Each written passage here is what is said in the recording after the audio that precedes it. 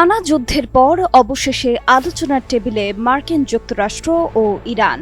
এ পর্যন্ত পোড়াতে হয়েছে অনেক কাঠখড়, ঝরেছে বহু রক্ত। তবে সেই আলোচনাও কতটুকু সফল হবে এই নিয়ে রয়েছে বিস্তর শঙ্কা, কারণ দু দেশের কেউই অপরপক্ষকে বিশ্বাস করতে পারছে না মোটেও।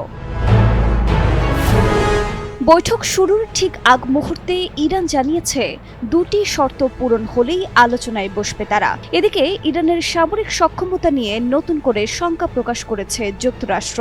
যদিও ইসরায়েল ইরান যুদ্ধের পর বর্তমানে যুদ্ধবিরতি চলছে, তবে মার্কিন গোয়েন্দা সংস্থার মূল্যায়নের ভিত্তিতে দ্য ওয়াল স্ট্রিট জার্নাল জানিয়েছে ইরানের কাছে এখনও হাজার হাজার ব্যালিস্টিক মিসাইল মজুদ রয়েছে।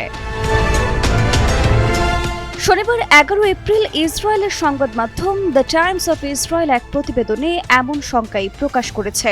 প্রতিবেদনে বলা হয়, মাটির নিচে বিভিন্ন স্থাপনায় আটকে পড়া বা ক্ষতিগ্রস্ত লঞ্চারগুলো উদ্ধার করে তারা পুনরায় সেগুলো ব্যবহার করার সক্ষমতা রাখে। মার্কিন গোয়েন্দা মূল্যায়নের সঙ্গে যুক্ত কর্মকর্তাদের বরাতে সংবাদ মাধ্যমটির প্রতিবেদনে বলা হয়েছে, সাম্প্রতিক সংখ্যাতেই ইরানের অন্তত অর্ধেক মিসাইল লঞ্চার ধ্বংস বা ক্ষতিগ্রস্ত হয়েছে। এর অনেকগুলোই এখন ধ্বংসস্তূপের নিচে চাপা পড়ে আছে। তবে ভূগর্ভস্থ এসব সাইট থেকে লঞ্চারগুলো উদ্ধার করে মেরামত করার মতো পর্যাপ্ত সক্ষমতা তেহরানের রয়েছে। মার্কিন ও ইসরায়েলি কর্মকর্তাদের মতে, যুদ্ধের আগের তুলনায় ইরানের মিসাইলের সংখ্যা বর্তমানে অর্ধেকে নেমে এসেছে। তা সত্ত্বেও তাদের হাতে এখনও হাজার হাজার মাঝারি ও স্বল্প পাল্লার ব্যালিস্টিক মিসাইল রয়েছে। গোপন আস্তানা বা মাটির নিচ থেকে যে কোনো সময় এসব অস্ত্র বের করে এনে তারা আবারও হামলা চালাতে পারে।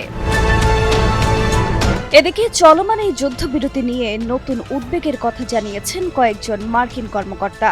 তাদের আশঙ্কা, এই বিরতির সুযোগকে কাজে লাগিয়ে ইরান তাদের ক্ষতিগ্রস্ত মিসাইলের মজুদ পুনরায় গড়ে তুলতে পারে, যা ভবিষ্যতে আঞ্চলিক নিরাপত্তার ক্ষেত্রে বড় ধরনের হুমকি হয়ে দাঁড়াতে পারে। এদিকে ইরান বলছে তারা বৈঠক নিয়ে আশাবাদী, তবে প্রতিপক্ষকে বিশ্বাস নেই মোটেও।